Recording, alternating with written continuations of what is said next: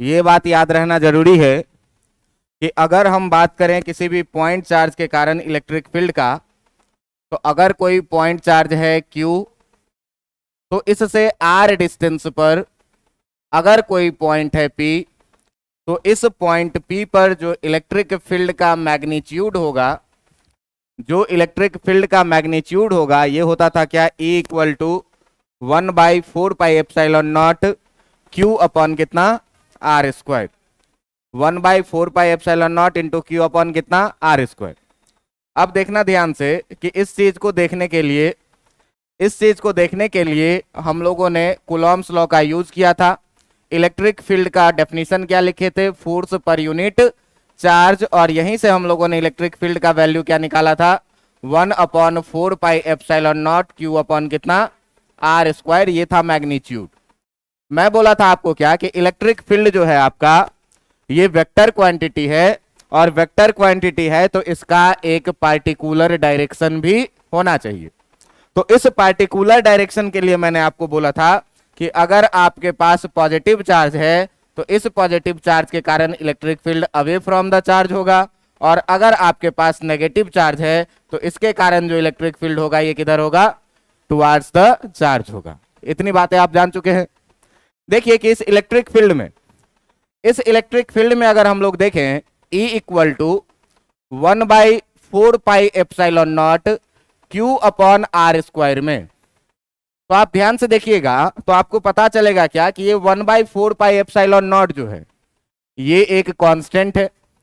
अगर किसी given charge के लिए बात करें तो Q भी क्या हो जाएगा, कांस्टेंट। Q का वैल्यू गिवन है। तो अब यहां से अगर तुम देखोगे तो तुमको दिखेगा क्या कि जो इलेक्ट्रिक फील्ड है ये इनवर्सली प्रोपोर्शनल है किस चीज के, R स्क्वायर के। इसका मतलब कि जैसे जैसे R का वैल्यू बढ़ाएंगे E का वैल्यू क्या होता जाएगा, घटता जाएगा, और जैसे जैसे R का वैल्यू हम छोटा करेंगे वैसे वैसे इलेक्ट्रिक फील्ड का वैल्यू क्या होता जाएगा। R का वैल्यू छोटा या बड़ा करने का मतलब क्या, कि इस पॉइंट P को ध्यान से देखना कि इस पॉइंट P को हम जितना नजदीक लाएंगे चार्ज का, R का वैल्यू घटेगा, और यहां से इलेक्ट्रिक फील्ड का वैल्यू क्या होगा, और जितना दूर ले जाएंगे R का वैल्यू बढ़ेगा और इलेक्ट्रिक फील्ड का वैल्यू क्या होगा। तो यहां देखो कि इनवर्सली प्रोपोर्शनल होने का मतलब कि सीधा सीधा सा बात यह है कि जैसे जैसे हम R के वैल्यू को क्या करेंगे, बढ़ाएंगे, वैसे वैसे इलेक्ट्रिक फील्ड का वैल्यू क्या होने लगेगा, घटने लगेगा। और इस R को बढ़ाते बढ़ाते अगर हम ले जाए कहां पर, इन्फानाइट पर। देखिए कि इन्फानाइट का मतलब ये आपको कभी नहीं सोचना है कि इन्फानाइट कोई बहुत बड़ी नंबर होती होगी, 7 समंदर पार जैसी कोई बातें नहीं सोचनी है आपको। इन्फानाइट का मतलब सीधा सा बात जानना है ये कि हम जिस चीज के रिस्पेक्ट में बात कर रहे हैं उसके रिस्पेक्ट में सामने वाला कितना बड़ा है। बात समझ में आ रहा है कि नहीं। जैसे अगर मैं तुम्हारे लिए कहूं कि तुम्हारे लिए 5 करोड़ रुपया क्या हो गया, इन्फानाइट, और अंबानी के लिए 5 करोड़ रुपया कुछ नहीं है। बात समझ में आ रहा है कि नहीं। तो कहने का मतलब क्या कि इस 5 करोड़ का वैल्यू किसके पास है उसके अकॉर्डिंग हम लोग डिसाइड कर रहे हैं। तो अगर इस चार्ज के रिस्पेक्ट में अगर कोई बहुत बड़ा डिस्टेंस हो जाए, चार्ज छोटा सा रहे और उसके रिस्पेक्ट में बहुत बड़ा डिस्टेंस हो जाए, तो उसको हम लोग क्या मान के चलेंगे, इन्फानाइट। बात समझ में आ रही है कि नहीं। तो देखो कि अगर R इन्फानाइट के तरफ टेंड करेगा तो R बढ़ते बढ़ते बढ़ते इन्फानाइट हो गया, तो इलेक्ट्रिक फील्ड घटते घटते घटते कितना हो जाएगा, एग्जैक्ट जीरो कभी नहीं होगा, टेंडिंग टू जीरो होगा। बात समझ में आ रहा है कि नहीं। अब देखिए कि जैसे जैसे हम यहां से क्या करेंगे कि R के वैल्यू को घटाना शुरू करेंगे, तो R के वैल्यू को घटाना शुरू करेंगे तो इलेक्ट्रिक फील्ड का वैल्यू क्या हो जाएगा। और अगर हम R को घटाते घटाते हम चार्ज के बेहद करीब ले आए पॉइंट P को, मतलब कि R का वैल्यू घटते घटते घटते ऑलमोस्ट कितना हो गया, जीरो। तो जब ऑलमोस्ट जीरो हो जाएगा, R का वैल्यू घटने लगेगा, तो इलेक्ट्रिक फील्ड क्या होने लगेगा, बढ़ने लगेगा। और बढ़ते बढ़ते जो उस केस में है आपका इलेक्ट्रिक फील्ड, ये टेंड कर जाएगा कहां पर, इन्फानाइट। इतनी बातें समझ में आ रही है कि नहीं। अब देखो कि मान लो कि अगर अपने पास किसी भी तरह का चार्ज है तो वो चार्ज या तो पॉजिटिव चार्ज होगा या तो नेगेटिव चार्ज होगा। तो पॉजिटिव चार्ज के कारण अगर हम बात करें इलेक्ट्रिक फील्ड का, तो इलेक्ट्रिक फील्ड चारों तरफ बनता है, और इलेक्ट्रिक फील्ड चारों तरफ बनेगा, इसका मतलब यहां से भी अवे फ्रॉम द चार्ज अगर इस डायरेक्शन में बात करें तो, और यहां से भी अवे फ्रॉम द चार्ज इस डायरेक्शन में बात करें तो। लेकिन अगर आप इस दोनों डायरेक्शन को देखेंगे तो ये दोनों डायरेक्शन आपस में एक दूसरे का ठीक अपोजिट डायरेक्शन है। बातें समझ में आ रही है कि नहीं? यहां से इलेक्ट्रिक फील्ड अगर अवे फ्रॉम द चार्ज इधर है तो अवे फ्रॉम द चार्ज इधर भी तो है, लेकिन ये दोनों फील्ड लाइंस एक दूसरे के जस्ट अपोजिट डायरेक्शन में है। और अपोजिट डायरेक्शन के लिए मैंने क्या बोला था कि खाली आप क्या करिए, इसके साइन को डिफर कर दीजिए, साइन को डिफर कर दीजिए। तो अगर मान लो कि हम इस डायरेक्शन को, अगर मान लो कि हम इस डायरेक्शन को थोड़ा देर के लिए अगर पॉजिटिव डायरेक्शन माने तो ये वाला डायरेक्शन कैसा हो जाएगा? कोई दिक्कत है क्या? पॉजिटिव और नेगेटिव का मतलब क्या कि केवल डायरेक्शन अपोजिट है। बात समझ में आ रही है कि नहीं? अगर मान लो कि ये कोई सा नेगेटिव चार्ज रहता अपना, तो नेगेटिव चार्ज के कारण यहां पर भी electric field towards the charge, और यहां पर भी जो इलेक्ट्रिक फील्ड होता है वो किधर होता है? Towards the. इस दोनों वेक्टर को आप देखिए आप कि ये दोनों एक दूसरे के अपोजिट डायरेक्शन में। तो अगर हम किसी एक को पॉजिटिव मानेंगे, किसी एक को हम पॉजिटिव मानेंगे तो दूसरा को कैसा मानना पड़ेगा? नेगेटिव मानना पड़ेगा। इसका मतलब क्या कि अपोजिट डायरेक्शन में ये दोनों है। तो अब देखो कि यहां से सवाल ये उठता है क्या कि हम किसी एक पार्टिकुलर डायरेक्शन को क्या करें? पॉजिटिव कंसीडर कर लें, और किसी एक पार्टिकुलर डायरेक्शन को हम क्या करें? नेगेटिव कंसीडर कर लें। बात समझ में आ रहा है कि नहीं? तो यहां से हम लोग अपने कहानी को आज आगे बढ़ाएंगे, और आगे बढ़ाएंगे तो अपनी कहानी याद से रहेगी क्या कि ये जो डायरेक्शन है आपका फॉरवर्ड डायरेक्शन इसको बोलो, इस डायरेक्शन को हम लोग हमेशा एक ऐसा कंसीडर करेंगे, और इसके अपोजिट डायरेक्शन में जो ये वाला डायरेक्शन रहेगा इसको हमेशा कैसा कंसीडर करेंगे? नेगेटिव। अगर आपको ऐसे नहीं समझ में आ रहा है तो आप इसको कोऑर्डिनेट एक्सिस से समझिए कि मैथमेटिक्स में आप एक्स एक्सिस और वाई एक्सिस बनाते हैं कि नहीं बनाते हैं। ये पॉइंट होता है आपका ओरिजिन, यहां से इस तरफ का जो वैल्यू होता है ये आपका कैसा होता है, और यहां से इस तरफ का जो वैल्यू होता है ये कैसा होता है? इस तरीके से आप याद रखेंगे। हम इस डायरेक्शन को बोलने में यूज करेंगे एक वर्ड जिसका नाम होगा क्या? फॉरवर्ड। और इस डायरेक्शन को बोलने में हम लोग एक वर्ड यूज करेंगे जिसका नाम क्या होगा? बैकवर्ड। बात समझ में आ रहा है कि नहीं आ रहा है? इतने बातों में कोई दिक्कत है? तो आज हम लोगों को जो पढ़ना है वो पढ़ना है क्या कि ग्राफ का कैसे वेरिएशन होता है, इलेक्ट्रिक फील्ड का आर के साथ साथ कैसे वेरिएशन होगा, इस चीज के बारे में आज हम लोगों को ग्राफिकल एनालिसिस देखना है। थोड़ा देर थियोरेटिकल चीजें हम लोग पढ़ेंगे और फिर इसके बाद एक नया कॉन्सेप्ट शुरू करेंगे, उसको हम लोग धीरे धीरे देखेंगे आगे। तो चलिए देखते हैं क्या, हम लोग देखते हैं क्या कि वेरिएशन ऑफ इलेक्ट्रिक फील्ड, कि जो आपका इलेक्ट्रिक फील्ड का वेरिएशन है, variation of electric field with R, मतलब डिस्टेंस के साथ साथ इलेक्ट्रिक फील्ड कैसे वेरी करता है। बात समझ में आ रहा है कि नहीं? तो देखो कि जब वेरिएशन को देखना है तो हम लोग अभी देख रहे थे क्या कि जैसे जैसे इलेक्ट्रिक फील्ड का हम बात करें तो इनवर्सली प्रोपोर्शनल टू क्या होता है? अगर आर टेंडिंग टू 0 है तो इलेक्ट्रिक फील्ड टेंडिंग टू क्या हो जाएगा, और अगर आर टेंडिंग टू इंफिनिटिव है तो इलेक्ट्रिक फील्ड टेंड किधर करने लगेगा? ये चीजें हम लोगों ने अभी देखा है। अब ध्यान से देखना कि अगर मान लो कि हम बात करें किसके लिए, for single isolated positive charge के लिए, अगर हम सिंगल आइसोलेटेड पॉजिटिव चार्ज के लिए बात करें तो सिंगल आइसोलेटेड पॉजिटिव चार्ज जो होगा ये आपका कैसा चार्ज होगा? ध्यान दीजिएगा, एक ऐसा कोई सा चार्ज होगा जिस पर मान लेते हैं कि चार्ज कितना है? +q। अब जब भी आपको ग्राफिकल वेरिएशन देखना है तो आप इस चार्ज को क्या करिए? ओरिजिन पर रख दीजिए। इस चार्ज को क्या करिए आप? ओरिजिन पर रख दीजिए। जैसे इस चार्ज को हम लोग ओरिजिन पर रख करके एक ग्राफिकल एक्सिस बनाने का कोशिश करेंगे तो वो ग्राफिकल एक्सिस कुछ इस तरह का होगा जिसमें एक एक्सिस एक्स एक्सिस पर हम रखेंगे आर को और वाई एक्सिस पर रखेंगे अपने इलेक्ट्रिक फील्ड। बातें समझ में आ रही है कि नहीं आ रही है? अब तुम बताओ कि इस पॉजिटिव चार्ज के कारण जो इलेक्ट्रिक फील्ड का डायरेक्शन इस तरफ होगा ये अवे फ्रॉम द चार्ज होगा। तो अवे फ्रॉम द चार्ज होने का मतलब क्या कि ये जो डायरेक्शन होगा ये कुछ इस डायरेक्शन में होगा, और इस डायरेक्शन को हम लोगों ने कंसीडर कैसा किया है? फॉरवर्ड डायरेक्शन, और इसको कैसा मानना है? अच्छा, अगर यहां से मैं बात करूं तो इस तरफ भी जो है सो पॉजिटिव चार्ज के कारण जो इलेक्ट्रिक फील्ड का डायरेक्शन होगा ये अवे फ्रॉम द चार्ज होगा, और आप अगर ध्यान से देखें तो ये अपना बैकवर्ड डायरेक्शन है जिसको हम लोग कैसा मानेंगे? बात समझ में आ रहा है कि नहीं? पॉजिटिव चार्ज के कारण इलेक्ट्रिक फील्ड का डायरेक्शन हमेशा अवे फ्रॉम द चार्ज। तो हम इस ओरिजिन के रिस्पेक्ट में देख रहे हैं तो इधर फॉरवर्ड डायरेक्शन में, और इधर भी अवे फ्रॉम द चार्ज, तो किधर? तो फॉरवर्ड डायरेक्शन को हमको कैसा कंसीडर करना है और बैकवर्ड डायरेक्शन को कैसा। अब ध्यान देना कि पॉजिटिव एक्स एक्सिस के ऊपर होता है कि नीचे होता है, ऊपर, इसका मतलब इस तरफ ग्राफ ऊपर रहेगा, और नेगेटिव का मतलब एक्स एक्सिस के नीचे होता है कि ऊपर होता है, मतलब इस तरफ जो ग्राफ रहेगा वो एक्स एक्सिस के। बातें समझ में आ रही है कि नहीं। अब जरा सा ध्यान दीजिएगा कि अगर हम पॉइंट पी को खिसकाते खिसकाते बिल्कुल चार्ज के नजदीक मिले, तो बिल्कुल चार्ज के नजदीक मिले जाए, तो देखो जैसे जैसे नजदीक आते जाएंगे आर का वैल्यू घटता जाएगा घटता जाएगा घटता जाएगा, और जब चार्ज के पास में आ जाएंगे तो आर का वैल्यू ऑलमोस्ट कितना हो जाएगा, उस समय में इलेक्ट्रिक फील्ड कितना होगा।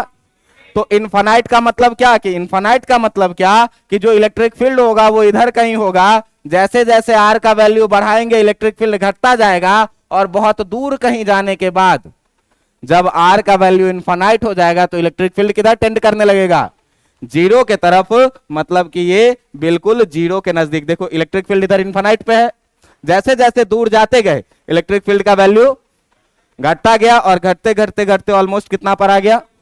बात समझ में आई कि नहीं आई, बात समझ में आई कि नहीं।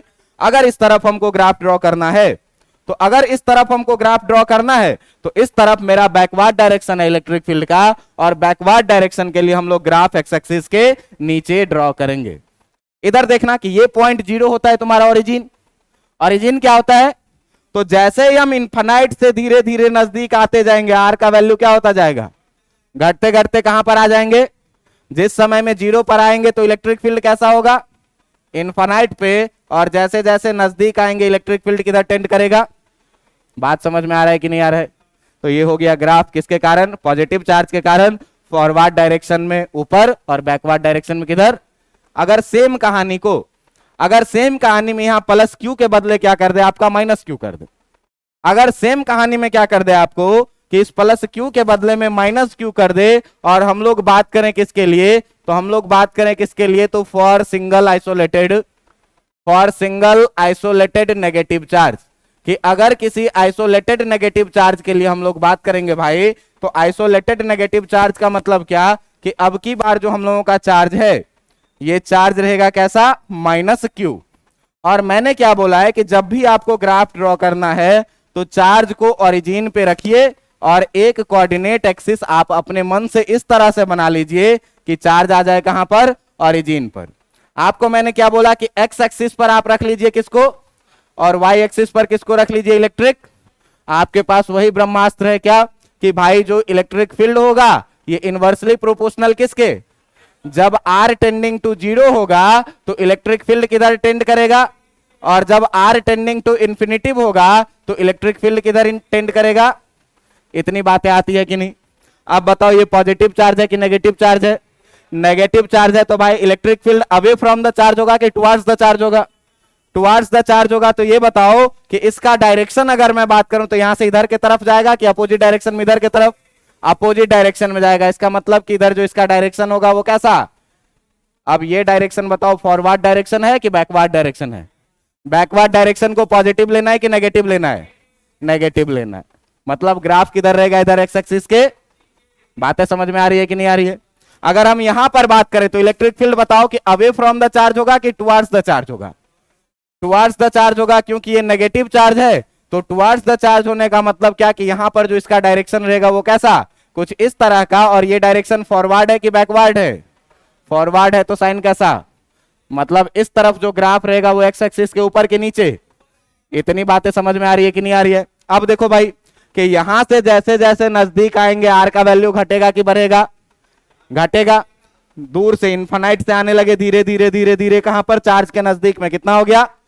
तो जब आर जीरो टेंड करेगा तो इलेक्ट्रिक फील्ड कितना टेंड करेगा, इनफाइनाइट। ग्राफ नीचे लेना है तो इनफाइनाइट ऊपर वाला कि नीचे वाला, नीचे वाला। और जैसे जैसे आर का वैल्यू बढ़ाते जाएंगे इलेक्ट्रिक फील्ड का वैल्यू घटता जाएगा और ऑलमोस्ट कितना हो जाएगा।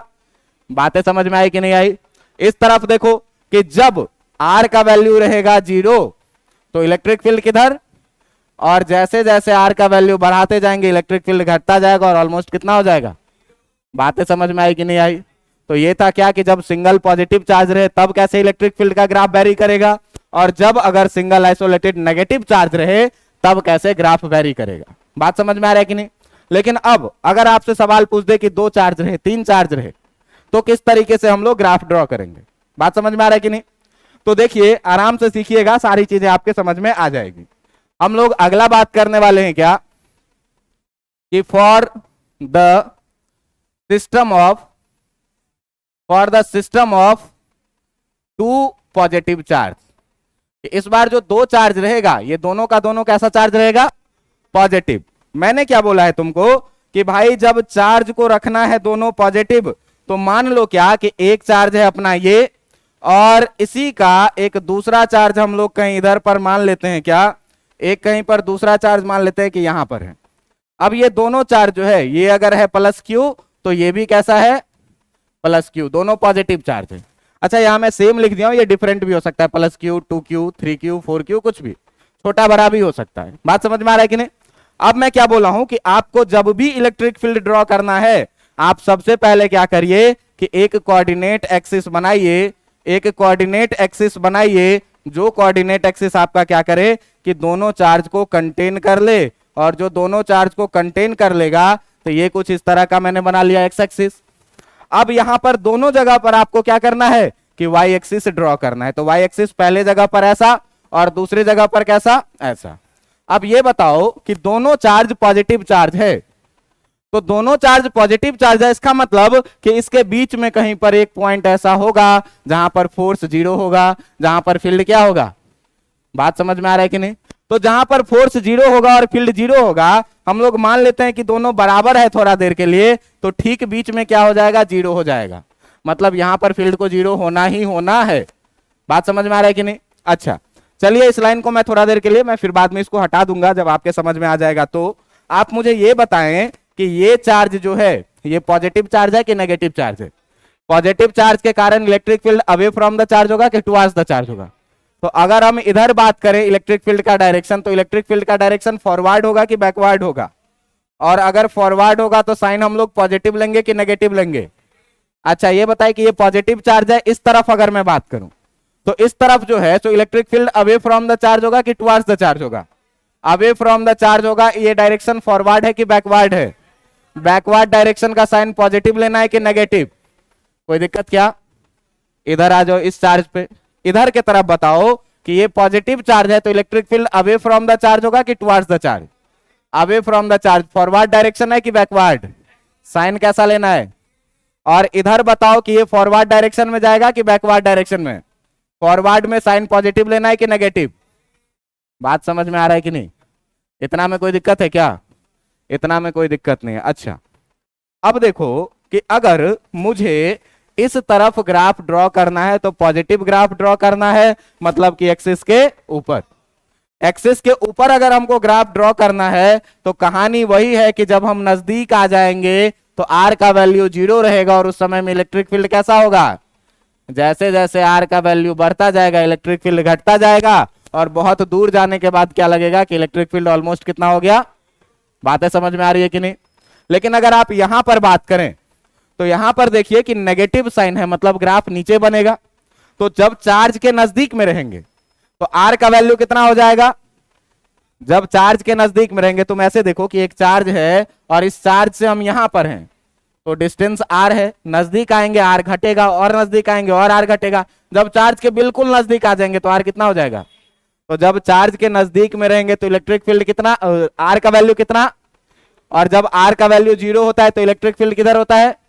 इनफाइनाइट होता है। तो इनफाइनाइट नेगेटिव में लेना है हमको, तो नेगेटिव में जब इनफाइनाइट लेना है तो इधर से आएंगे और कुछ इस तरह का सीन देखेंगे। बात समझ में आ रहा है कि नहीं? जैसे जैसे आर का वैल्यू बढ़ रहा है तो नेगेटिव में बढ़ने का मतलब क्या होता है? बात समझ में आ रहा है कि नहीं? तो इलेक्ट्रिक फील्ड क्या हो रहा है? घट रहा है। इसके कारण आप देखिए कि पॉजिटिव है, जब हम चार्ज के बेहद नजदीक रहेंगे तो इलेक्ट्रिक फील्ड का वैल्यू इनफाइनाइट रहेगा, और जैसे जैसे आर के वैल्यू को बढ़ाते जाएंगे, जैसे जैसे आर के वैल्यू को बढ़ाते जाएंगे इलेक्ट्रिक फील्ड का वैल्यू क्या होता जाएगा? इलेक्ट्रिक फील्ड का वैल्यू क्या होता जाएगा? घटता जाएगा। बात समझ में आ रहा है कि नहीं? और बीच में कहीं पर एक जगह ऐसा निश्चित रूप से होगा जहां पर ये क्या हो जाएगा? 0 हो जाएगा। अब आप इस चीज को ग्राफिकली फील कर सकते हैं। कैसे? आप सोचिए कि जब भी कोई चीज साइन अपना चेंज करेगा, नेगेटिव से पॉजिटिव होगा, तो बीच में निश्चित रूप से उसको कहीं ना कहीं 0 होना पड़ेगा। जैसे मान लो क्या कि मैं बहुत गरीब आदमी हूं, नेगेटिव में हूं, कर्ज लेके खा रहा हूं, नेगेटिव में हूं। अब मेरे अंदर कुछ जुनून आया कि मैं कोई काम धंधा करता हूं और कमाना शुरू करता हूं, तो मैं जैसे जैसे कमाऊंगा अपना कर्ज क्या करता जाऊंगा, कर्ज कमता जाऊंगा। एक समय ऐसा आएगा कि मेरे ऊपर में कोई कर्ज नहीं रहेगा, उस समय में मैं क्या हूं, जीरो, नेगेटिव से क्या हुआ।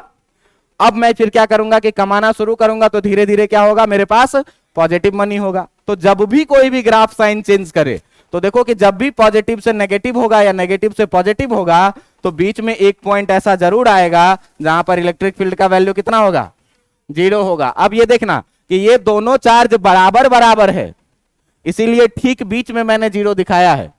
अगर इसमें से कोई बड़ा चार्ज होता, कोई छोटा चार्ज होता, तो आपको मैंने सिखाया है कि बीच में इक्विलिब्रियम का कंडीशन आएगा, लेकिन किधर, छोटे वाले चार्ज के नजदीक में। तो अगर इस चार्ज को मान लो हम बड़ा कर देते, तो यही पॉइंट खिसक के कहां आ जाता, यहां पर आ जाता, नजदीक आ जाता छोटे वाले के। बात समझ में आ रहा है कि नहीं। तो ये चीजें आपकी वेरी कर सकती है, लेकिन निश्चित रूप से बीच में कहीं ना कहीं पर एक जगह पर क्या हो जाएगा, जीरो होगा ही होगा। बात समझ में आ रही है कि नहीं। अच्छा, अगर हम इधर बात करें तो बताओ ये फॉरवर्ड डायरेक्शन है कि बैकवर्ड डायरेक्शन है। बैकवर्ड में ग्राफ कैसा लेना है, नेगेटिव। तो जब चार्ज के नजदीक में रहेंगे तो ग्राफ इनफाइनाइट रहेगा, और जैसे जैसे आर बढ़ाते जाएंगे इलेक्ट्रिक फील्ड का वैल्यू कैसा होता जाएगा। तो ये सिस्टम ऑफ चार्ज के कारण आपको वेरिएशन दिखा कि इस तरफ ग्राफ पॉजिटिव रहेगा, इनफाइनाइट से इनफाइनाइट जाने पर जीरो हो जाएगा। यहां पर आप देखेंगे कि पॉजिटिव इनफाइनाइट से आएगा, इलेक्ट्रिक फील्ड जीरो होगा, और फिर नेगेटिव इनफाइनाइट में आप यहां पर देखेंगे क्या कि ग्राफ इनफाइनाइट था जब चार्ज के नजदीक में थे, और जैसे जैसे आर का वैल्यू बढ़ता गया है इलेक्ट्रिक फील्ड घट करके कितना हो गया है, जीरो के पास। कोई दिक्कत है क्या इसमें। ये था क्या, दो पॉजिटिव चार्ज के कारण। तो अगर आपको बोला जाए कि दो आइसोलेटेड नेगेटिव चार्ज के कारण बनाने के लिए, तो आप बना लेंगे कि नहीं बना लेंगे। मैं होमवर्क में छोड़ दूं कि नहीं छोड़ दूं, होमवर्क के लिए छोड़ दूं, होमवर्क के लिए छोड़ दूं क्या आपके लिए, मैं होमवर्क के लिए क्या छोड़ दूं, तो होमवर्क के लिए छोड़ दूं क्या कि अगर isolated for two negative charge, कि अगर दोनों का दोनों चार्ज कैसा रहे, नेगेटिव चार्ज रहे, तो उसके कारण हम लोग ग्राफ कैसे प्लॉट करेंगे। कुछ करना नहीं होगा तुमको, ध्यान से क्या करना, मिरर लगा देना, इसको मिरर मान लेना, ये ग्राफ नीचे आ जाएगा, ये ऊपर चला जाएगा, ये नीचे आ जाएगा, ये वैसा ही बन जाएगा ग्राफ। ठीक है, तुम बना करके ट्राई करना। अगर अब क्या रहे आपका कि एक पॉजिटिव रहे और दूसरा क्या रहे, नेगेटिव रहे। बात समझ में आ रहा है कि नहीं। एक पॉजिटिव रहे और दूसरा क्या रहे, नेगेटिव चार्ज रहे। तो अगर हम लोग देखेंगे क्या कि फॉर द सिस्टम ऑफ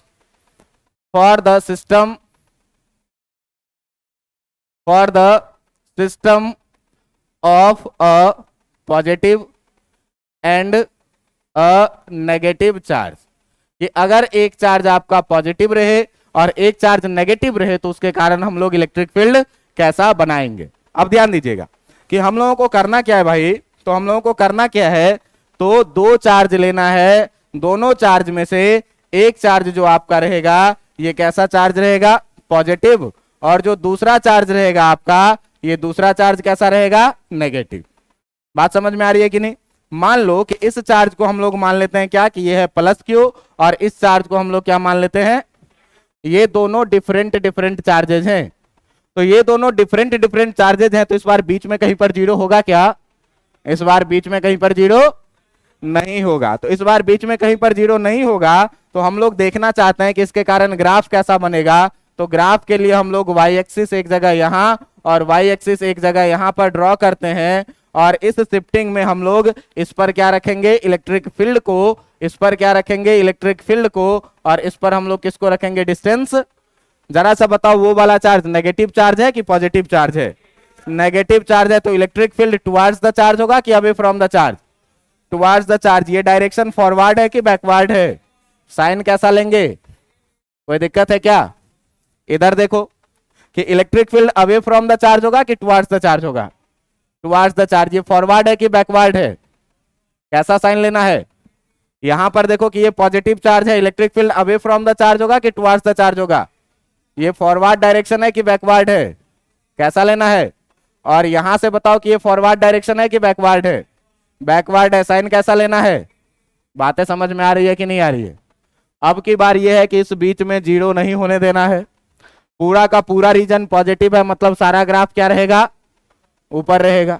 तो पहले साइड वाला ग्राफ ड्रॉ करते हैं, वो आसान चीज है। साइड वाला ग्राफ क्या कह रहा है कि जब आप चार्ज के नजदीक में रहिएगा तो नेगेटिव में इनफाइनाइट पर रहिएगा, और जैसे जैसे दूर जाते जाइएगा आपका इलेक्ट्रिक फील्ड घटते घटते घटते ऑलमोस्ट कितना हो जाएगा।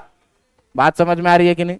यहां पर कह रहा है क्या कि जब आप चार्ज के नजदीक में रहिएगा तो इनफाइनाइट इलेक्ट्रिक फील्ड रहेगा और धीरे धीरे घटते घटते आप जीरो होना चाहेंगे। बात समझ में आ रहा है कि नहीं? ये पॉजिटिव भी क्या कह रहा है कि जब आप चार्ज के नजदीक में रहिएगा तो इनफाइनाइट पर रहिएगा और धीरे धीरे घटते घटते आप भी क्या होना चाहेंगे, जीरो होना चाहेंगे, और लास्ट में ये दोनों कहीं पर मिलेगा। लेकिन देखना कि एक्स एक्सिस को टच नहीं कर रहा है, तो बीच में यू शेप का ग्राफ बनेगा लेकिन एक्सिस को कभी टच नहीं करेगा, ऑलमोस्ट जीरो होने का कोशिश करेगा लेकिन जीरो नहीं होगा। तो इस बीच का अगर हम लोग ग्राफ देखना चाहें तो इस बीच का जो ग्राफ होगा आपका ये कैसा होगा, ग्राफ होगा कुछ इस तरह का। बात समझ में आ रहा है कि नहीं? ये कभी जीरो नहीं हुआ है। बात समझ में आ रहा है? अब इस तरफ देखो कि ग्राफ नेगेटिव लेना है, जब चार्ज के नजदीक में रहेंगे तो इनफाइनाइट, और जैसे जैसे दूर जाते जाएंगे इलेक्ट्रिक फील्ड का वैल्यू बढ़ते बढ़ते इनफाइनाइट पे जाने के बाद ऑलमोस्ट कितना हो जाएगा। आपके मन में सवाल आ रहा होगा कि अगर यहां पर कोई एक तीसरा चार्ज रह जाए तो सेम प्रोसेस रिपीट करते जाना है, पॉजिटिव नेगेटिव देखना है ग्राफ के ऊपर होगा कि नीचे होगा। बात समझ में आ रहा है कि नहीं? तो इस तरीके से आप लोग क्या करेंगे कि ग्राफ प्लॉट करेंगे, वेरिएशन दिखाएंगे कि आर के साथ साथ सिंगल आइसोलेटेड चार्ज या फिर सिस्टम ऑफ चार्ज के लिए ग्राफिकल वेरिएशन इलेक्ट्रिक फील्ड का आर के साथ किस तरह से होता है। बात समझ में आ रहा है? किसी बोर्ड परीक्षा में ये पूछने वाली चीजें नहीं है, लेकिन ध्यान में रखेंगे। बात समझ में आ रहा है कि नहीं? अब एक टॉपिक मैं स्टार्ट करने वाला हूं, ये बोर्ड के पॉइंट्स ऑफ व्यू से इंपॉर्टेंट टॉपिक हो जाए, ठीक ना? इस टॉपिक का नाम था क्या, लीनियर चार्ज डेंसिटी।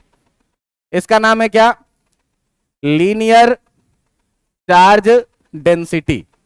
अब देखना कि ये सब चीजें जो है तो अब धीरे धीरे हमारे चीजों को आगे बढ़ाएगी। और क्या, तो अभी तक मैंने जो इलेक्ट्रोस्टैटिक्स में आपके साथ डिस्कस किया है वो सारा का सारा डिस्कशन पॉइंट चार्ज के लिए था।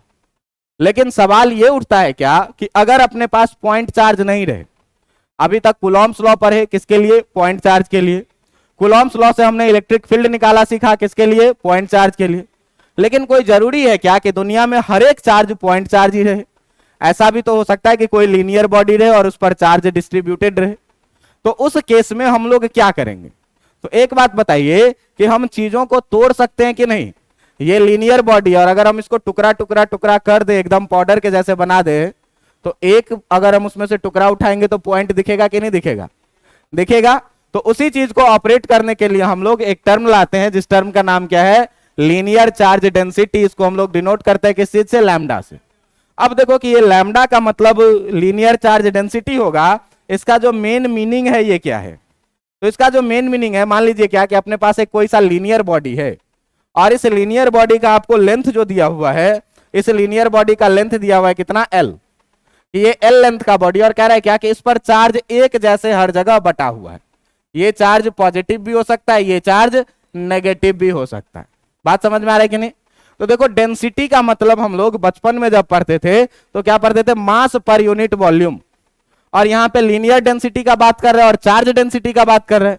तो चार्ज पर यूनिट लेंथ जो होगा उसी को क्या बोलेंगे, लीनियर चार्ज डेंसिटी बोलेंगे। अगर मान लो कि इस पर टोटल चार्ज है कितना, Q, तो जो लीनियर चार्ज डेंसिटी आपका डिफाइंड है, ये लीनियर चार्ज डेंसिटी को कहता क्या है कि इट इज डिफाइंड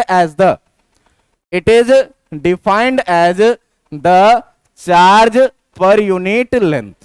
कि किसी भी कंडक्टर के यूनिट लेंथ पर जो चार्ज होगा इसी को हम लोग क्या बोलेंगे, लीनियर चार्ज डेंसिटी। आप ध्यान से देखिए कि जब ये कंडक्टर L लेंथ का है तो इस पर चार्ज कितना है, जब ये यूनिट लेंथ का हो जाएगा तो इस पर चार्ज कितना हो जाएगा, Q/L, और इसी को हम लोग क्या बोलते हैं, लीनियर चार्ज डेंसिटी। इसका मतलब कि अगर हम लोगों को लीनियर चार्ज डेंसिटी लिखना हो, अगर हम लोगों को लीनियर चार्ज डेंसिटी लिखना हो तो हम लोग linear charge density equal to क्या लिखेंगे, टोटल चार्ज बाय क्या चीज, लेंथ लिखेंगे। अब ध्यान से देखना कि लीनियर चार्ज डेंसिटी को अगर लैम्डा लिखें तो लैम्डा इक्वल टू क्या लिखेंगे, Q/। बात समझ में आ रहा है कि नहीं? बात समझ में आ रहा है कि नहीं? अब ध्यान से देखना कि चार्ज वेक्टर है कि स्केलर है, स्केलर है। लेंथ वेक्टर है कि स्केलर है, स्केलर है, दोनों का दोनों स्केलर है, तो लैम्डा कैसा क्वांटिटी होगा? कोई दिक्कत है क्या? स्केलर क्वांटिटी होगा। इसका मतलब सीधा सीधा हम लोग पॉइंट पर आएंगे क्या, कि जो आपका लीनियर चार्ज डेंसिटी है, जो आपका लीनियर चार्ज डेंसिटी है, ये लीनियर चार्ज डेंसिटी कैसा क्वांटिटी है?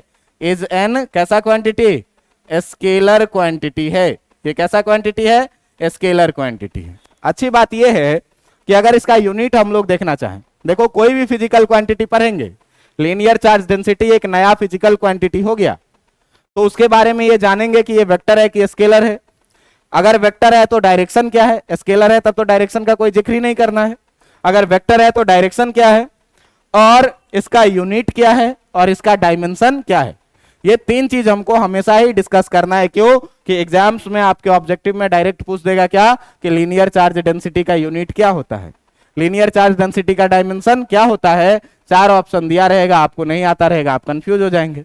तो रटना किसी को नहीं है, बस रटना क्या है कि linear charge density total charge by length, charge per unit length होता है। अब ध्यान से देखना कि ऊपर में चार्ज है, चार्ज का यूनिट क्या होता है, और नीचे में लेंथ है, लेंथ का यूनिट क्या होता है? मीटर। तो अगर हम लोग बात करेंगे भाई एसआई यूनिट का, एसआई यूनिट का किस चीज का, तो SI unit of linear charge density का। अगर बात करेंगे किस चीज का, SI unit of linear charge density का, तो लीनियर चार्ज डेंसिटी का ऐसा यूनिट क्या लिखेंगे, लीनियर चार्ज डेंसिटी का ऐसा यूनिट क्या लिखेंगे? कूलॉम्ब, कूलॉम्ब पर मीटर लिखेंगे। और ध्यान से देखना कि अगर हमको इसका डायमेंशन लिखना पड़ जाए, अगर हमको इसका डायमेंशन लिखना पड़ जाए, किस चीज का डायमेंशन लिखना पड़ जाए, किस चीज का? लीनियर चार्ज डेंसिटी का। तो लीनियर चार्ज डेंसिटी का वही डायमेंशन होगा जो किसका होगा? Q बाय L का। अब चार्ज का डेंसिटी आपको पता है कितना होता है, और लेंथ है तो लेंथ का यूनिट क्या होगा? बात समझ में आ रहा है कि नहीं? L को ऊपर लेके चले जाओ, तो L को जब ऊपर लेके चले जाओगे तो देखो तो मास कुछ है नहीं। अगर L का बात करोगे तो नीचे 1 है, कितना जाएगा? टाइम नाम का कोई चीज, और A टाइम नाम का चीज है, कितना? 1, और A ऊपर में, यही आपका हो जाएगा क्या चीज? डायमेंशन फॉर्मूला किसका? Linear charge. बात समझ में आ रहा है कि नहीं आ रहा है? अब ध्यान देना कि ये लीनियर चार्ज डेंसिटी क्यों पर है। तो आप बताओ कि पर यूनिट लेंथ का बात करें, मान लो कि ये लेंथ जो है वो 50 मीटर का लेंथ है। बात समझ में आ रहा है कि नहीं? और एक जैसा इसमें क्या है कि हर जगह पर चार्ज बिछाया हुआ है, तो हम कहीं से भी 1 मीटर निकालेंगे तो हर जगह चार्ज क्या रहेगा? इक्वल रहेगा। अरे शरबत बनाए हुए हैं, चीनी को एक जैसा पूरा पानी में मिला दिए हैं, अब कहीं से भी आप 1 बूंद निकालिएगा तो उस 1 बूंद में चीनी का अमाउंट क्या रहेगा हर जगह। बात समझ में आ रहा है कि नहीं? तो यहां भी अगर यूनिफॉर्मली चार्ज बांटा हुआ है, हर जगह एक जैसा चार्ज बांटा हुआ है, तो कहीं से भी हम यूनिट लेंथ उठाएंगे तो उस पर चार्ज क्या रहेगा? अगर यहां से उठाएंगे तो भी चार्ज क्या रहेगा? अगर हम यहां से उठाएंगे तो भी चार्ज क्या रहेगा? इसका मतलब क्या हुआ कि अगर हम लोग बात करें यूनिफॉर्मली चार्ज डिस्ट्रीब्यूशन के लिए, तो लीनियर चार्ज डेंसिटी का वैल्यू हर जगह पर क्या रहता है?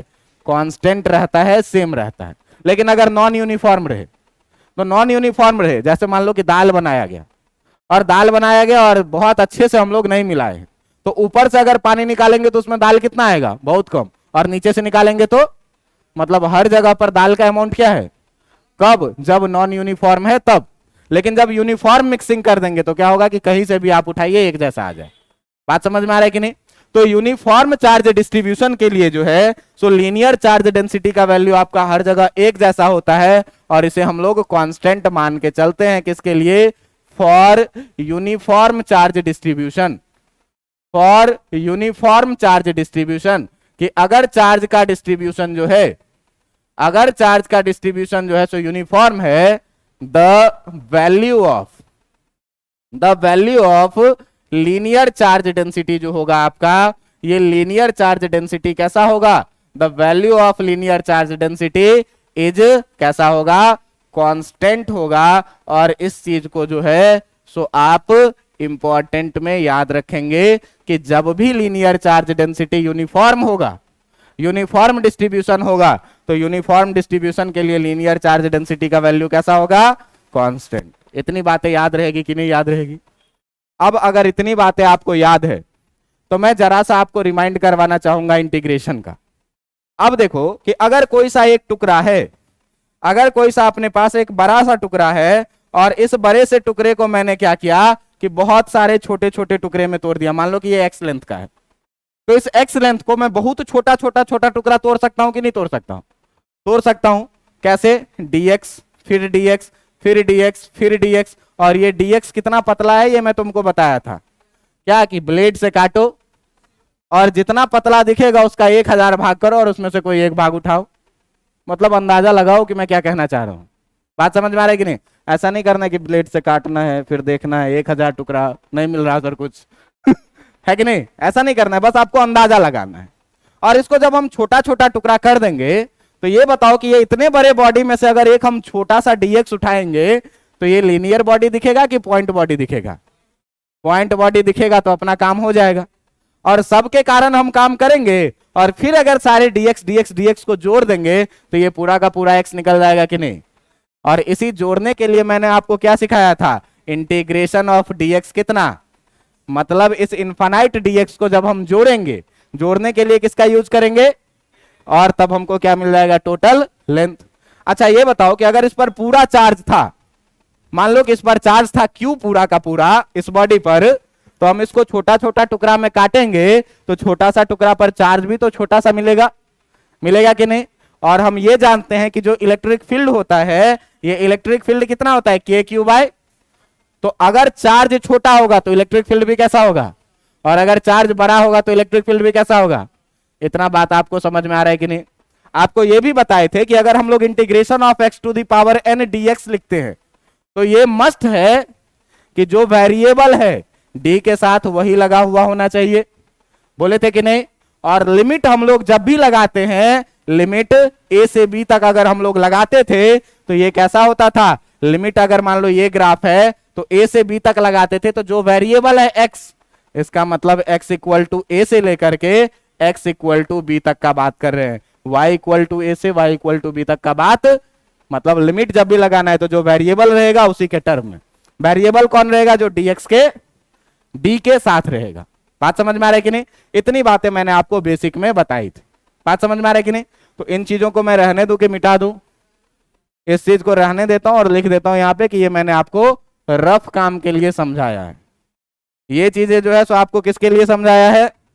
रफ वर्क के लिए। अब यहां से हमारी कहानी शुरू होगी किस चीज की? तो यहां से हमारी कहानी शुरू होगी पॉइंट चार्ज के अलावे अगर कोई लीनियर चार्ज बॉडी रहे तब। बात समझ में आ रहा है कि नहीं?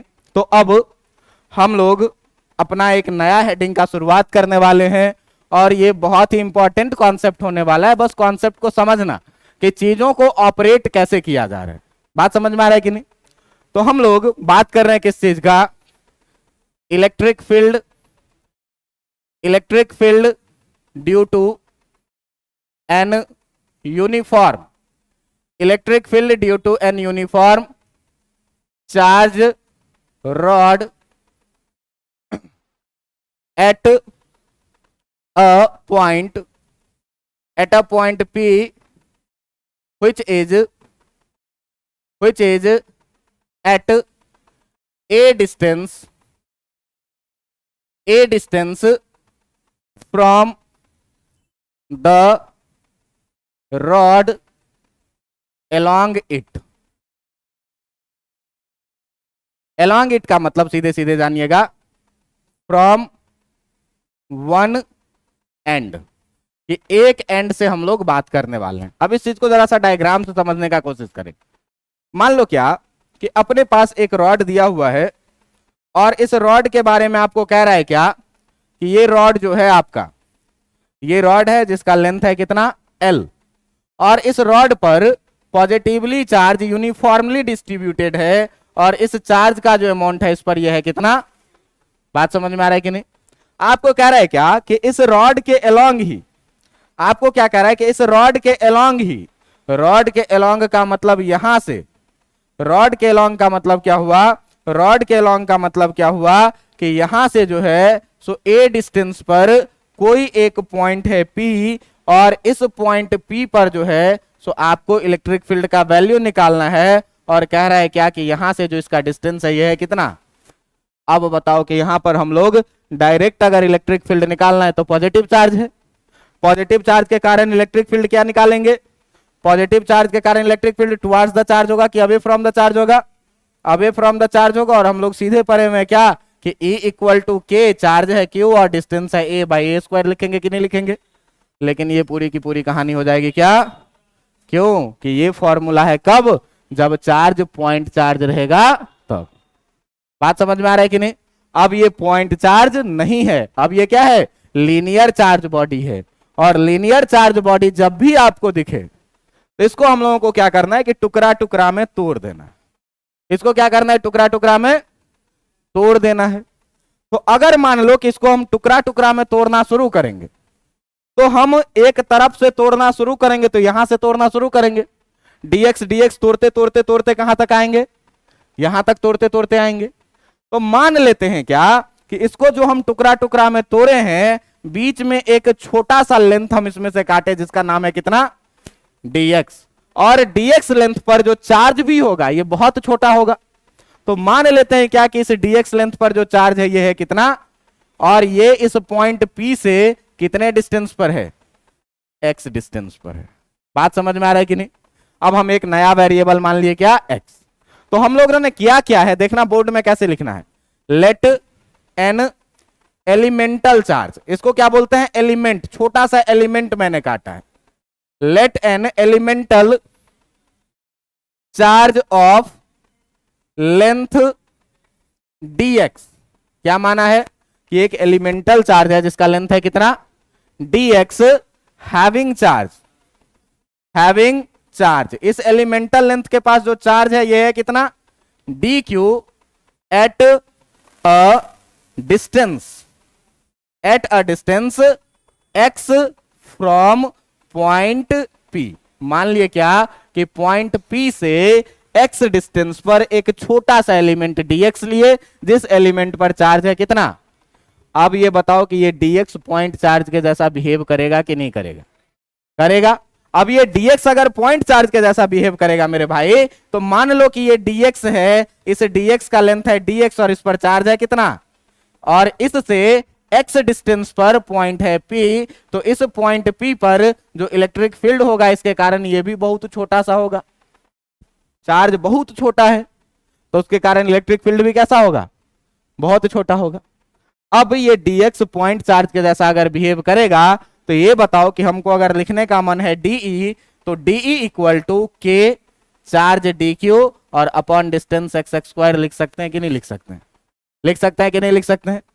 अब ध्यान देना यहां पर कि अगर हम लोग बात करें इस चीज के लिए, तो dq का अगर हम डायरेक्शन देखें यहां से, तो इस dE का डायरेक्शन भी क्या हो जाएगा, अवे फ्रॉम द चार्ज। अच्छा, ये dx अगर हम दूसरा काटेंगे तो भी अवे फ्रॉम द चार्ज, अगर हम तीसरा काटेंगे तो भी सारा पॉजिटिव चार्ज है, सबके कारण इलेक्ट्रिक फील्ड का डायरेक्शन क्या होगा, अवे फ्रॉम द चार्ज। सारा एक डायरेक्शन में है, लास्ट में क्या करेंगे, सबको ऐड कर देंगे, टोटल इलेक्ट्रिक फील्ड निकल करके आ जाएगा। और ऐड करने के लिए मैं अभी बता रहा था क्या, इंटीग्रेट करना है।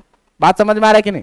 तो जरा सा ध्यान से देखना यहां पर कि जो dx है, जो आपका एलिमेंट dx है, ये एलिमेंट dx आपका, जो एलिमेंट dx है आपका, ये कैसा बिहेव करेगा, बिहेव्स लाइक अ कैसा, पॉइंट चार्ज के जैसा बिहेव करेगा। और पॉइंट चार्ज के जैसा जब बिहेव करेगा तब अगर हम लोग बात करेंगे क्या कि इलेक्ट्रिक फील्ड, अगर हम लोग बात करेंगे कि electric field due to charge element, due to charge element dq के कारण, तो dq के कारण जो इलेक्ट्रिक फील्ड लिखेंगे उस इलेक्ट्रिक फील्ड को हम लोगों ने कितना लिखा है, छोटा सा dE, है कि नहीं।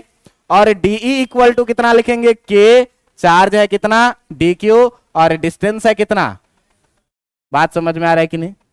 अब जरा सा ध्यान देना कि जो हमने एलिमेंट काटा था, इस एलिमेंट को मैं थोड़ा सा बड़ा करके लिख रहा हूं। ये एलिमेंट का लेंथ था कितना और इस एलिमेंट पर चार्ज था कितना। तो अगर हम लोग बात करें भाई यहां से किस चीज का, यहां से हम लोग बात करें लीनियर चार्ज डेंसिटी का, तो अगर लीनियर चार्ज डेंसिटी लैम्डा का बात करें तो lambda equal to charge upon length पढ़े हुए हैं कि नहीं पढ़े हुए हैं?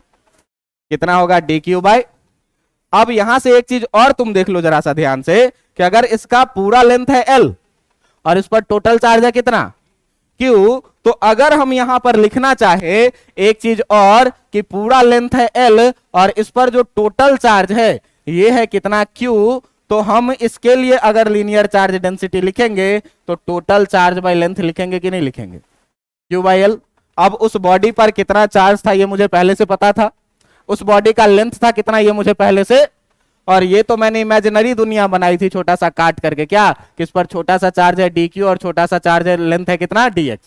ये हमको पता थोड़ी है, ये हमको पता नहीं है, ये बस मैंने कॉन्सेप्ट डेवलप करने के लिए बनाया। पता तो हमको क्यू और एल है, लेकिन ये भी पता है आपको कि ये यूनिफॉर्मली चार्ज डिस्ट्रीब्यूशन है। तो अगर हम कहीं से भी छोटा सा लेंथ उठाएंगे तो हमको उस पर चार्ज डेंसिटी हमेशा एक जैसा मिलेगा, कांस्टेंट मिलेगा। अब देखो कि यहां से अगर मुझे dq लिखने का मौका मिले तो dx को इधर लेके आ जाओगे तो लैम्डा टाइम्स dx हो जाएगा कि नहीं हो जाएगा, लैम्डा टाइम्स dx हो जाएगा कि नहीं हो जाएगा, कोई दिक्कत है क्या? अब dE छोटा सा इलेक्ट्रिक फील्ड हमको पता है, अब पूरा का पूरा इलेक्ट्रिक फील्ड मुझे निकालना है। तो सारा एलिमेंट हमने काटना शुरू किया है। पहला एलिमेंट जब मैंने dx काटा था तो उस समय में हम लोग लेंथ थे कितने, पी पॉइंट से ए लेंथ पर। बात समझ में आ रहा है कि नहीं? पहला एलिमेंट यहां से कब काटेंगे, जब ए लेंथ पर होगा तब। काटते काटते काटते काटते काटते काटते बढ़ेंगे, आखिरी एलिमेंट कब होगा, ए प्लस एल लेंथ पर। बात समझ में आ रहा है कि नहीं? कि यहां से जो मैंने कटिंग शुरू की है, छोटा छोटा एलिमेंट लेना शुरू किया है, उसमें सबसे पहला एलिमेंट यहां पर काटेंगे। तो सबसे पहला एलिमेंट कितने डिस्टेंस पर होगा, जब x इक्वल टू ए होगा तब। अब जब एलिमेंट बढ़ाते गए बढ़ाते गए बढ़ाते गए x का वैल्यू भी क्या होता गया, और जब आखिरी एलिमेंट काटेंगे तो यहां से x का वैल्यू जो है वो यहां तक आ जाएगा, और ये लेंथ है कितना, a और प्लस कितना। बात समझ में आ रही है कि नहीं आ रही है? अब ध्यान देना कि अगर हम टोटल इलेक्ट्रिक फील्ड के लिए बात करेंगे, अगर हम बात करेंगे किसके लिए, फॉर टोटल इलेक्ट्रिक फील्ड, अगर बात करेंगे किसके लिए, फॉर टोटल इलेक्ट्रिक फील्ड, तो टोटल इलेक्ट्रिक फील्ड के लिए क्या करना पड़ेगा, फॉर टोटल इलेक्ट्रिक फील्ड के लिए आपको क्या करना पड़ेगा, टोटल इलेक्ट्रिक फील्ड के लिए आपको क्या करना पड़ेगा, इंटीग्रेटिंग बोथ साइड, दोनों तरफ क्या करना है, इंटीग्रेट करना है। बात समझ में आ रहा है कि नहीं? अब देखो कि जब दोनों तरफ इंटीग्रेट करना है मेरे भाई, दोनों तरफ जब इंटीग्रेट करना है तो इधर क्या लिखेंगे, इंटीग्रेशन ऑफ, और इधर क्या लिखेंगे, इंटीग्रेशन ऑफ के डी क्यू अपॉन कितना। जरा सा ये बताओ मुझे कि अगर हम एलिमेंट को कट कर रहे हैं तो x का वैल्यू बदल रहा है कि नहीं बदल रहा है, बदल रहा है, तो वेरिएबल क्या हुआ, x। तो इसका मतलब d के साथ लगा हुआ भी क्या होना चाहिए, जो वेरिएबल रहेगा वो। लेकिन हमारे पास क्या है, वेरिएबल है x और d के साथ लगा हुआ है क्या, तो कोई ना कोई उपाय करके dq को किसमें बदलना पड़ेगा, देखो पहले से बदल के रखे हुए हैं। बात समझ में आ रहा है कि नहीं? किसका यूज करके, तो लीनियर चार्ज डेंसिटी का यूज कर। अब हम dq का वैल्यू अगर यहां से पुट करेंगे तो ये बताओ तो dx का इंटीग्रेशन कितना लिखते हो, x लिखते हो, तो de का इंटीग्रेशन कितना लिखोगे, इक्वल टू इंटीग्रेशन k के जगह k रहने दो, dq के जगह पर लैम्डा dx रहने दो। कोई दिक्कत है क्या, वहां से पुट कर दिए, और नीचे कितना। अब ये बताओ कि x में आ गया टर्म, वेरिएबल भी किस में आ गया, अब हमको इसमें लिमिट लगाना है। तो मैंने आपको क्या बोला है कि लिमिट हमेशा उस टर्म में लगाएंगे जो वेरिएबल रहेगा। तो देखो उस टर्म में लगाएंगे जो वेरिएबल रहेगा, तो वेरिएबल क्या है अपने पास, x। अब सबसे पहला एलिमेंट जब हम काटेंगे यहां पर, तुम जरा सा ये सोचना कि अगर इस एलिमेंट को हम यहां से खिसका करके पहुंचा दे यहां पर, तो x का वैल्यू किसके बराबर में हो जाएगा, a के बराबर में हो जाएगा कि नहीं। तो पहला एलिमेंट यहां पर काटेंगे तो उस समय में a का वैल्यू कितना रहेगा, x का वैल्यू कितना रहेगा, a। मतलब कि यहां पर जो आपका डिस्टेंस है ये है कितना, x इक्वल टू a के बराबर। अब जरा सा ये मुझे बताइए कि अगर इसी एलिमेंट को मैं यहां से, अगर इसी एलिमेंट को मैं क्या करूं, अगर इसी एलिमेंट को मैं क्या करूं, अगर इसी एलिमेंट को मैं क्या करूं कि यहां से उठाऊं, छोड़ो यार बेइज्जती कर रहा है ये, कुछ ज्यादा ही नहीं कर दिया, बोलो करने के लिए। अब इसी एलिमेंट को देखो, अगर मैं खिसका करके पहुंचा दूं यहां पर एंड में, लास्ट में पहुंचा दूंगा। तो अब x का वैल्यू बढ़ के यहां तक आ जाएगा और ये लेंथ कितना हो जाएगा, x equal to a plus कितना। बात समझ में आ रहा है कि नहीं। तो अपना जो पहला एलिमेंट था वो पहला एलिमेंट था कहां पर, x इक्वल टू ए पर, और जो आखिरी एलिमेंट था वो आखिरी एलिमेंट कहां पर था, जो आखिरी एलिमेंट था वो x इक्वल टू कहां पर, ए प्लस। मतलब हमको लिमिट लेना पड़ेगा x इक्वल टू ए से लेकर के कहां तक, ए प्लस। बात समझ में आ रहा है कि नहीं। तो अगर हम लोग इसमें लिमिट रखेंगे तो लिमिट कहां से रखेंगे, a से लेकर के और कहां तक, a प्लस। अब इंटीग्रेशन में आपने पढ़ा हुआ है कि कांस्टेंट को हम लोग क्या करते हैं, हमारे पास दो कांस्टेंट है, एक तो k कांस्टेंट है और एक लैम्डा कांस्टेंट है। तो k लैम्डा क्या हो जाएगा, k लैम्डा हो जाएगा बाहर।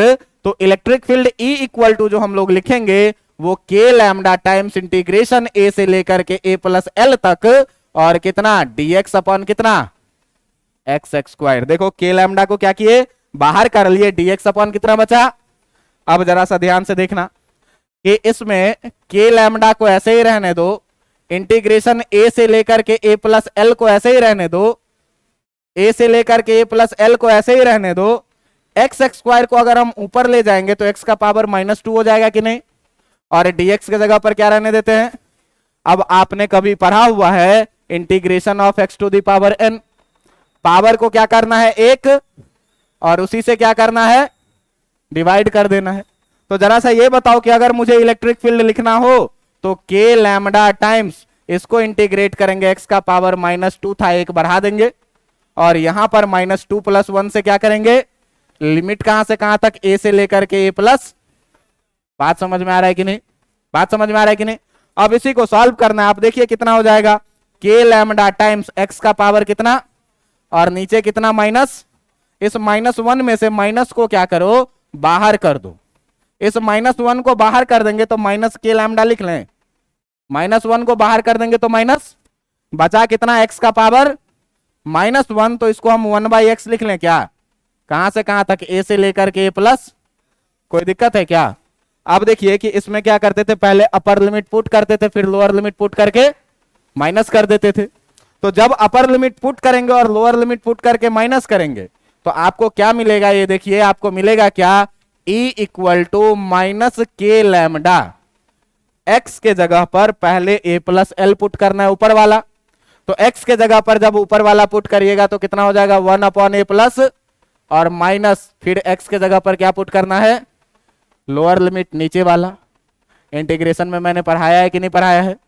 अब इसको सॉल्व करो, देखो कितना हो जाएगा, माइनस के लैम्डा, इसका अगर आप एलसीएम लेंगे तो a प्लस एल इंटू ए हो जाएगा कि नहीं हो जाएगा। a प्लस एल से डिवाइड करिएगा a बचेगा, a से मल्टीप्लाई करिएगा 1 को कितना हो जाएगा, अब माइनस a से डिवाइड करिएगा तो a प्लस एल बचेगा, और a प्लस एल को 1 से मल्टीप्लाई करिएगा कितना हो जाएगा, कितना हो गया ये, माइनस के lambda a minus L upon a into कितना, a प्लस। देखो तो -a प्लस a कितना हो गया, कितना बचा, माइनस के lambda into minus L upon a into a plus कितना, माइनस और ये माइनस मिलके प्लस हो जाएगा कि नहीं। कितना लिख सकते हैं, के lambda L upon a into a plus कितना। बात समझ में आ रहा है कि नहीं। अब जरा सा देखो कि अगर इलेक्ट्रिक फील्ड लिखेंगे तो k का वैल्यू कितना, 1/4 पाई। लैम्डा हमको नहीं पता था, लैम्डा इक्वल टू कितना पता था, q/l। तो लैम्डा के जगह पर अगर हम लोग q/l रख दें, तो लैम्डा के जगह पर अगर हम लोग q/l रख दें तो कोई दिक्कत है, इंटू एल अपॉन ए इंटू कितना, a प्लस। देखो तो l से l कैंसिल हो गया, बचा कितना, a इक्वल टू बचा 1/4 pi epsilon not q upon a into कितना, a प्लस। बात समझ में आया कि नहीं आया। अब बताओ कि हमको 1/4 पाई एप्सिलॉन नॉट का वैल्यू पता है, जो कंडक्टर था उस पर चार्ज कितना था ये पता है, हमको कंडक्टर का लेंथ l पता है, और l से कितना डिस्टेंस पर निकालना है a वो भी पता है। इलेक्ट्रिक फील्ड निकल जाएगा कि नहीं निकल जाएगा।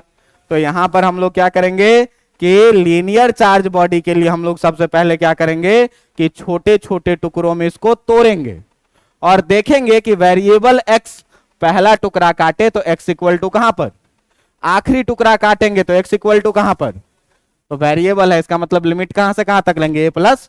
अब छोटा छोटा टुकड़ा में काट दिए तो छोटा टुकड़ा पॉइंट चार्ज के जैसा बिहेव करेगा। अब इस पर हम पॉइंट चार्ज वाला फॉर्मूला लगा सकते हैं। ऐसा ऐसा कितना एलिमेंट काट सकते हैं, इनफाइनाइट एलिमेंट। सारे इनफाइनाइट एलिमेंट के कारण हम इलेक्ट्रिक फील्ड निकालेंगे और इस इलेक्ट्रिक फील्ड को जोड़ने के लिए क्या करेंगे, इंटीग्रेट कर देंगे, टोटल इलेक्ट्रिक फील्ड निकल जाएगा। इंटीग्रेट कर दिए, लिमिट कहां से कहां तक लगा दिए, ए प्लस। अब इसके बाद क्या है, पूरा का पूरा मैथमेटिक्स इंटीग्रेशन करने में एक परेशानी क्या आई थी कि यहां पर वेरिएबल एक्स है लेकिन था क्या, डी क्यू।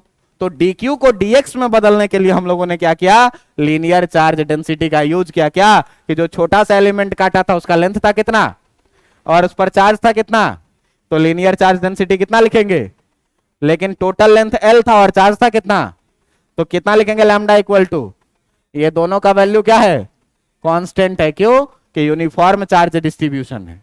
बात समझ में आ रहा है कि नहीं। यहां से फिर डी क्यू का वैल्यू उठा के पुट करके सॉल्व कर देंगे, कहानी खत्म। बात समझ में आई कि नहीं। तो इस सब तरह के डेरिवेशन को घर पे जाना है, एक बार दोबारा से खुद से करना है और आप देखिएगा कि अब इसी पैटर्न की कहानी हमारे लगातार चलती जाएगी। बात समझ में आ रहा है कि नहीं। और लगातार चलती जाएगी तो धीरे धीरे चीजों आपको क्लियर होती जाएगी, क्योंकि अब हर दिन हम लोगों को यही करना है। चार्ज डिस्ट्रीब्यूटेड रहेगा, काटेंगे फिर जोड़ेंगे, काटेंगे फिर जोड़ेंगे। बात समझ में आ रहा है कि नहीं। ये सब चीजें आपको, तो आप एक बार वेक्टर का रिजोल्यूशन